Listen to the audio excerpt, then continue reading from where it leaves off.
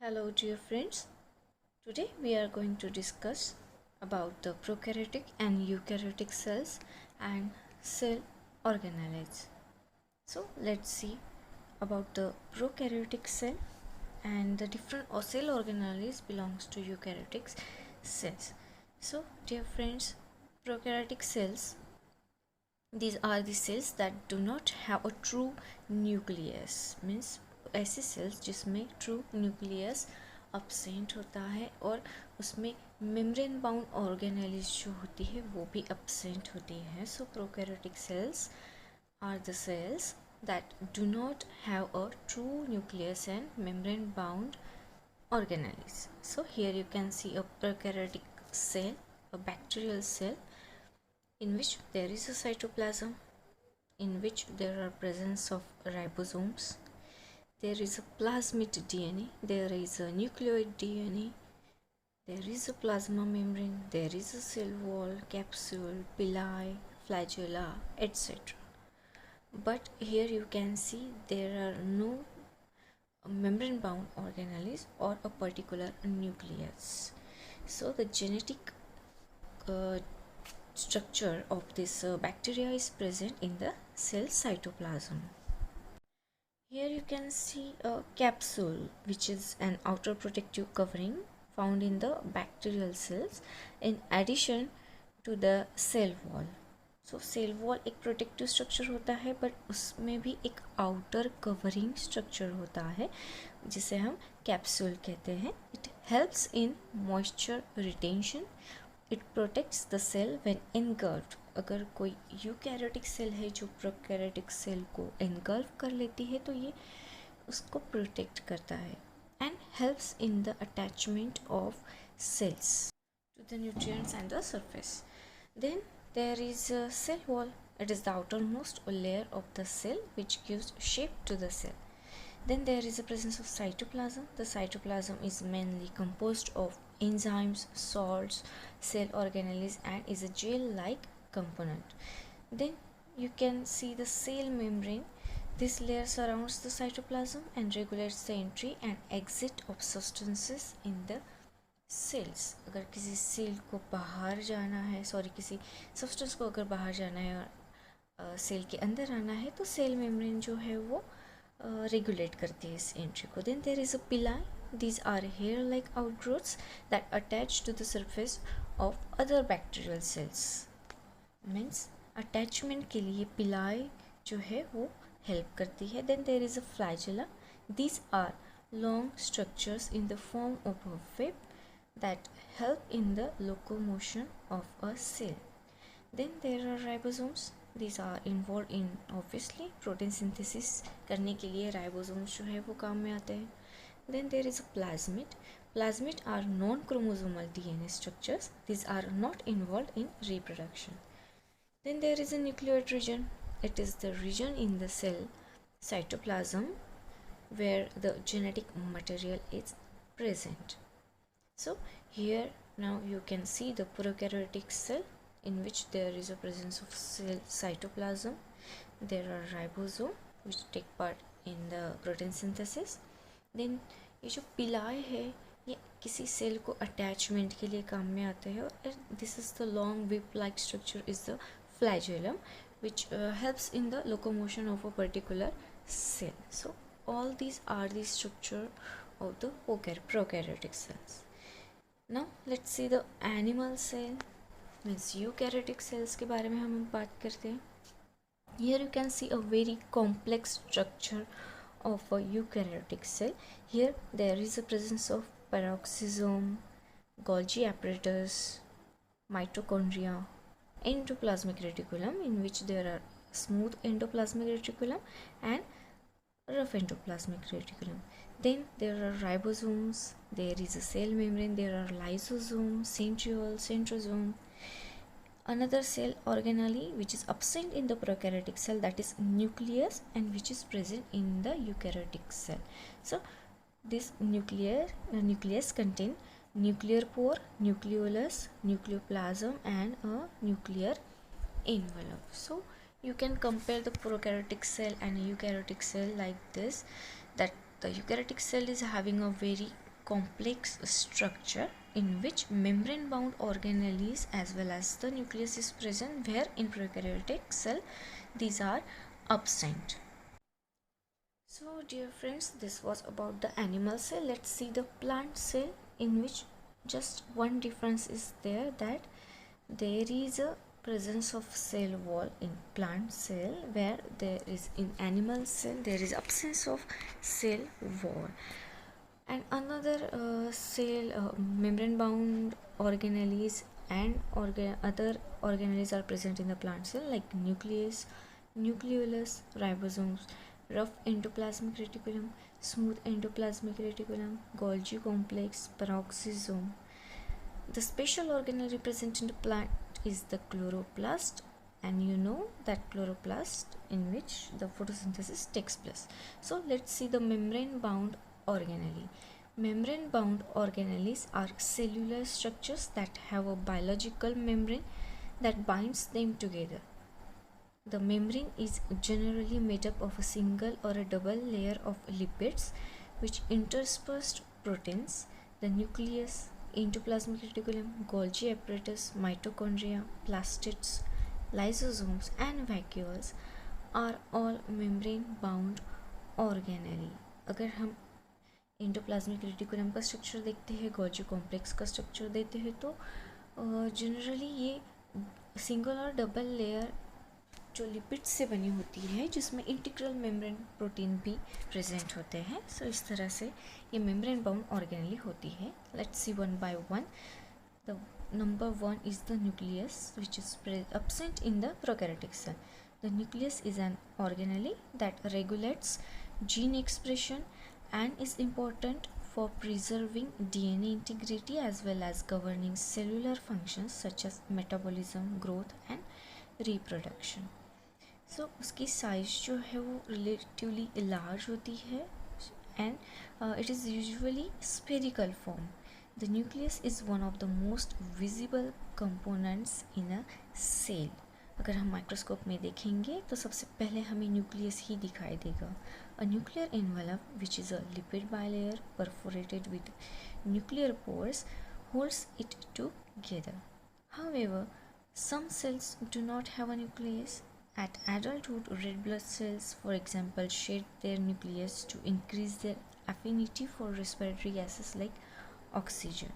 Multiple linear DNA molecules are arranged into structures called chromosome inside the nucleus. अब आप देख सकते हैं कि कुछ सेल्स होती हैं जिसमें न्यूक्लियस अब्सेंट होता है, लाइक रेड ब्लड सेल्स, क्योंकि उसे जो है वो रेस्पिरेटरी गैसेस जो है लाइक ऑक्सीजन, उससे एफिनिटी इंक्रीज करनी होती है, इसलिए उसमें वो अपना न्यूक्लियस जो है वो शेड कर देते हैं. Then there is the endoplasmic reticulum. The endoplasmic reticulum is a double membrane organelle that is important for protein and lipid synthesis, glucose metabolism, drug detoxification and intracellular transport, among other things. The rough endoplasmic reticulum and the smooth endoplasmic reticulum are the two kinds of ER. The surface of rough ER is studded with ribosome, whereas the smooth ER is devoid of bound ribosomes. Means rough endoplasmic reticulum क्यों कहा गया है, क्योंकि वहाँ पे there is a presence of ribosomes, where in smooth endoplasmic reticulum there are no ribosomes. Both kinds are made up of labyrinthine, then interconnecting flattened sacs or tubules that run through the cytoplasm. Then there are Golgi apparatus. The Golgi apparatus is a double membrane organelle that is involved in glycosylation, secretion packing, lipid transit through the cells, and the formation of lysosomes. Membrane bound stacks make up the structure. So Golgi apparatus जो होती है, you can see in this picture, जो double membrane organelle होती है, और जो ग्लाइकोलाइजेशन होता है, सिक्रीशन पैकिंग होता है, मीन्स मॉलिक्यूल्स जो होते हैं उसका पैकेजिंग जो है वो गोल्जी एपरेटस में होते हैं. उसके 2 फेसेस होते हैं, cis face and the trans face. So जो इनकमिंग ट्रांसपोर्ट वेसिकल है वो कहाँ से आएगी, सिस फेस से आएगी, और जो ट्रांसपोर्ट होगा वो कहाँ से होगा, ट्रांस फेस से. Means here you can see the newly forming vesicles. So जो फोल्डेड स्ट्रक्चर होती है गोल्जी एपरेटस की, होती तो डबल मेम्ब्रेन है लेकिन वो भी फोल्डेड फॉर्म में होती है, जिसे हम सिस्टर्नी कहते हैं। Okay, and the folded structure also there is a lumen.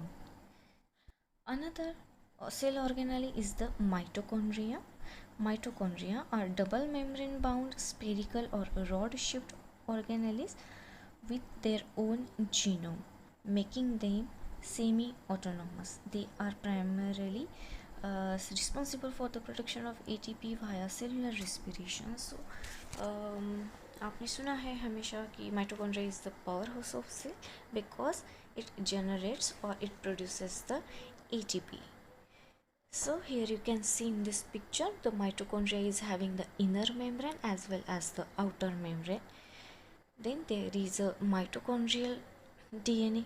There is a cisternae, means inner membrane जो होती है वो जो फोल्ड होती है तब एक स्ट्रक्चर फॉर्म करती है क्रिस्टी, जिसमें F1 पार्टिकल्स प्रेजेंट होते हैं. Then there is a matrix. There are the ribosomes present in the mitochondria. Another cell organelle is the plastids. Plant cells means plant cell में present होते हैं plastids, which contain plastids which are double membrane bound organelles found in photosynthetic cells. Chloroplast, chromoplast and leucoplast are the three kinds of plastids. So chloroplast है, chromoplast है, leucoplast है, इसे plastid कहा गया है जो कि प्लांट सेल्स में प्रेजेंट होते हैं. Chloroplast are photosynthesis related plastids that contain green pigments. Chromoplasts are plastids that include obviously colors other than green. Then leucoplasts are pigment free plastids that have a role in food storage. जब हम leucoplast के बारे में बात करेंगे तो हमेशा याद रखना कि ये फूड स्टोरेज के लिए काम में आते हैं. क्लोरोप्लास्ट जो होता है उसमें ग्रीन सेल्स प्रेजेंट होती है, पिगमेंट्स प्रेजेंट होती है, chlorophyll A, chlorophyll B, so इसीलिए हम उसे ग्रीन सेल कहते हैं. और chromoplast, chromo means colour, so chromoplast are plastids that include colours other than the green. अगर ग्रीन होंगे तो हम उसे क्लोरोप्लास्ट कहेंगे, बट इसके अलावा अगर अदर कलर्स होंगे तो उसे हम क्रोमोप्लास्ट कहेंगे. और जब की बात आती है फूड स्टोरेज की, मीन्स पिगमेंट फ्री प्लास्टिड्स जो होते हैं उसे हम ल्यूकोप्लास्ट कहेंगे. So this is about the plastids. सी माइटोकॉन्ड्रिया भी देखा, गोल्जी कॉम्प्लेक्स भी देखा, और अब हम बात कर रहे हैं क्लोरोप्लास्ट के बारे में और प्लास्टिड्स के बारे में, डिफरेंट काइंड्स ऑफ प्लास्टिड्स. सो जो डबल मेम्ब्रेन स्ट्रक्चर है. Let's see the lysosomes. Lysosomes are cytoplasmic organelles with a single membrane and a significant number of digesting enzymes. They have a single membrane and are largely responsible for the digestion and removal of extra or worn out organelles, food particles and ingested viruses or bacteria. Means जो viruses, bacteria, इनकी जो dead body होती है वो कहाँ पे जाके गिरती है? इन द लाइजोसोम, जो कि साइटोप्लाज्म में प्रेजेंट होता है. सो हम इसे साइटोप्लाज्मिक सेल ऑर्गेनेली कहते हैं लाइजोसोम को. और उसमें जो होते हैं वो सिंगल मेम्ब्रेन होते हैं. अभी तक हमने डबल लेयर्ड स्ट्रक्चर देखा. जो लाइजोसोम होती है वो कैसी होती है? Single membrane and are largely responsible for the digestion. Means कौन सी भी सेल है उसका काम अगर हो गया होगा तो वो डाइजेस्ट करने के बाद में, जिसका काम नहीं है तो वो सारी की सारी चीज़ें कहाँ पे जाएगी? लाइजोसोम में. अब लाइजोसोम अगर समझना है तो ये भी हमें इमेज के थ्रू ही समझनी होगी. So this is the image of a lysosome. आप देख सकते हैं सिंगल मेम्ब्रेन स्ट्रक्चर है. There is a lumen in which there are presence of digestive enzymes. Obviously lysosome में अगर वायरस है, बैक्टीरियल सेल्स है, ये डाइजेस्ट हो रही है तो ये कहाँ पे होगी, किसके हेल्प से होगी? सो कुछ एंजाइम्स प्रेजेंट होते हैं जिसे हम डाइजेस्टिव एंजाइम्स कहते हैं, जो क्या करेंगे? उस पर्टिकुलर सेल को डाइजेस्ट करेंगे. Different kinds of proteins are present in this lumen of a lysosome. And also there are presence of enzyme substrate complexes, different kinds of complexes. So जो lysosome होता है, सिंपली जो digestive enzymes होते हैं lysosome के, वो क्या करते हैं, सेल्स को किल करते हैं, डाइजेस्ट कर लेते हैं. So this is the digestive cell, that is lysosome. Now let's talk about another cell organelle, that is vacuoles. Vacuoles are membrane bound vesicles in a cell's cytoplasm, particularly in plants. So जो vacuole means, जो major difference है animal cell and plant cell में, कि there is a presence of vacuoles. Plant cell में ये vacuoles जो होते हैं वो प्रेजेंट होते हैं. अभी क्या करते हैं, they help with structural support देने का काम करते हैं, इंट्रा सेल्यूलर सिक्रीशन करने का काम करते हैं, एक्सक्रीशन है, स्टोरेज है, ये भी डाइजेशन भी करता है, एंड अमंग अदर थिंग्स. ऐसी बहुत सारी चीज़ें हैं जो वैक्यूल को सौंपी हुई होती है. जो वैक्यूल्स सेल ऑर्गेनेली होती है, कहाँ पे प्रेजेंट होती है, प्लांट सेल में. Then there are endosomes. Endosomes are cytoplasmic structures with such a membrane that allow endocytosed molecules to pass through on their approach to the lysosome. देखो एक कुछ पर्टिकुलर सब्सटेंस का जो होता है वो वेसिकल फॉर्म में आते हैं. सो गोल्जी कॉम्प्लेक्स से निकल के एंडोप्लाज्मिक रेटिकुलम तक आएंगे, फिर जिनका काम जहाँ जहाँ होगा, जिनका टारगेट जहाँ होगा वो वहाँ पे पहुँचा दिए जाएंगे. और जिन सेल का काम नहीं है, जिन वेसिकल का काम नहीं है, वो कहाँ पे जाएंगे, लाइसोसोम में, for the digestion through the endosomes. So ये साइटोप्लाज्मिक स्ट्रक्चर्स होते हैं, but these are also cell organelles. अब बात करते हैं नॉन मेम्ब्रेन बाउंड ऑर्गेनेलीज. अभी तक हमने बात की membrane bound organelles. So non membrane bound organelles, these are not membrane bound yet perform specific tasks, are known as non-membrane bound organelles. So the ribosomes, spliceosomes, walls, proteasomes, DNA polymerase 3, then holoenzyme, RNA polymerase 2, holoenzyme, photosystem 1, ATP synthase, nucleosomes, centrioles, microtubules, organizing centers, cytoskeleton, flagellum, nucleolus, stress granules, and others are examples of non-membrane bound organelles. So आप देख सकते हैं RNA polymerase जो कि enzyme है, DNA polymerase 3 holo enzyme है, photosystem 1 है, cytoskeleton है, फ्लैजेलम है, न्यूक्लियोलस है. इन सारी की सारी चीज़ों को नॉन मेम्ब्रेन बाउंड ऑर्गेनेली कहा गया है. आप देख सकते हैं कि फर्स्ट सेंटेंस में ही कहा गया है कि organelles that are not membrane bound yet perform specific task. मतलब ऑर्गेनेलीज होती है जो उसे मेम्ब्रेन, सिंगल मेम्ब्रेनस नहीं है या डबल मेम्ब्रेनस नहीं है, एक पर्टिकुलर शेप में नहीं है, बट वो एक स्पेसिफिक उनको जो काम दिया गया है वही करता है. डीएनए पॉलीमरेज अगर हमने देखा तो रेप्लिकेशन में काम करता है. आरएनए पॉलीमरेज देखा है तो हमने ट्रांसक्रिप्शन, ट्रांसलेशन. सो इस तरीके की जो स्ट्रक्चर होती है जो मेम्ब्रेन बाउंड नहीं होती, जिससे पर्टिकुलर मेम्ब्रेनस स्ट्रक्चर नहीं होता, बट वो स्पेसिफिक टास्क उनको दिया गया है वो परफॉर्म करती है. अब ये बाकी की सेल ऑर्गेनेलीज है, उनके हम functions देखते हैं. Each of the organelles has a particular function. So the nucleus, it is responsible for preserving DNA integrity and managing cellular functions such as metabolism, growth and reproduction.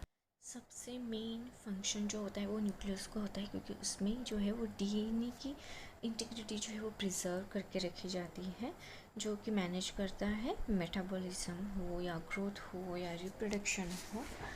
So that is the function of the nucleus. Mitochondria का जो function है, you know that through the process of cellular respiration it is responsible for producing the majority of the cell's adenosine triphosphate. Supply, that is ATP supply. Then there are plastids, जो कि हमने 3 plastid के बारे में पढ़ा, chloroplast, chromoplast and leucoplast. So वो क्या करते हैं, फूड स्टोरेज का काम करते हैं। Then endoplasmic reticulum, protein and lipid synthesis, glucose metabolism, calcium concentration, drug detoxification, receptor attachment to cell membrane proteins and intracellular transport are all involved. Then there are Golgi apparatus, जो glycosylation करता है, packaging of molecules for the secretion, lipid transport throughout the cell and the formation of lysosomes are all functions of this protein, that is Golgi apparatus. So जैसे कि हमने देखा था कि endoplasmic reticulum जो होता है उसके 2 टाइप्स होते हैं, rough endoplasmic reticulum and the smooth endoplasmic reticulum. Rough endoplasmic reticulum क्यों कहा गया था, क्योंकि उसमें राइबोसोम्स प्रेजेंट होते हैं जो different kinds of metabolic activities में काम में आते हैं। Then there are the smooth endoplasmic reticulum. There is a absence of ribosomes on the surface of this smooth endoplasmic reticulum. So ये जो endoplasmic reticulum है इसके अलग अलग functions होते हैं. So main function इसका receptor attachment to the cell membrane proteins. Cell membrane proteins पे जब कोई रिसेप्टर जाके बाइंड होता है तो उसके अटैचमेंट में एक एंडोप्लाज्मिक रेटिकुलम जो है वो फंक्शन करता है। अब गोल्जी एपरेटस में जो ग्लाइकोसाइलेशन है, इट मीन्स जो एंजाइम कैटालाइज्ड रिएक्शन जो होती है वो इन्वॉल्व होती है। मतलब जो कार्बोहाइड्रेट ग्रुप है, ग्लाइकोसिल ग्रुप है, वो हाइड्रोक्सिल ग्रुप को अटैच करने का काम करता है। Then there is a lysosomes, function of lysosomes in particular for digestion and the elimination of extra or worn out organelles, food particles and ingested viruses or germs. Then vacuole structure, vacuoles किस में, plant cell में present होते हैं। सो इसका function है structure support करता है, intracellular secretion करता है, excretion, storage and digestion are all the functions of this vacuole protein. Then there are ribosomes. So ribosomes obviously किस में पार्ट लेता है, प्रोटीन सिंथेसिस में। हमने देखा है कि ट्रांसलेशन में राइबोसोम कैसे वर्क करते हैं।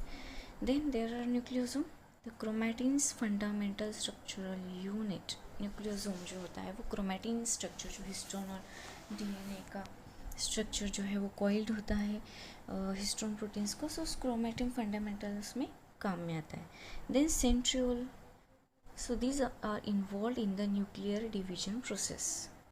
जब हम माइटोसिस मेयोसिस पढ़ते हैं तब सेंट्रियोल स्ट्रक्चर जो है वो हमें मेटाफेज या फिर एनाफेज में दिखाई देता है। तो वो सेंट्रियोल जो है वो न्यूक्लियर डिवीजन में, माइटोसिस में सेल डिवीजन में जो है वो वर्क करता है। Then there is a cytoskeleton, it controls cell shape, maintains intracellular structure and regulates cell mobility. So cytoskeleton एक ऑर्गेनली है जो क्या करता है, सेल का शेप हो या फिर इंट्रासेलुलर स्ट्रक्चर हो और जो सेल की मोबिलिटी हो, इसके लिए ये वर्क करता है, दैट इज साइटोस्केलेटन।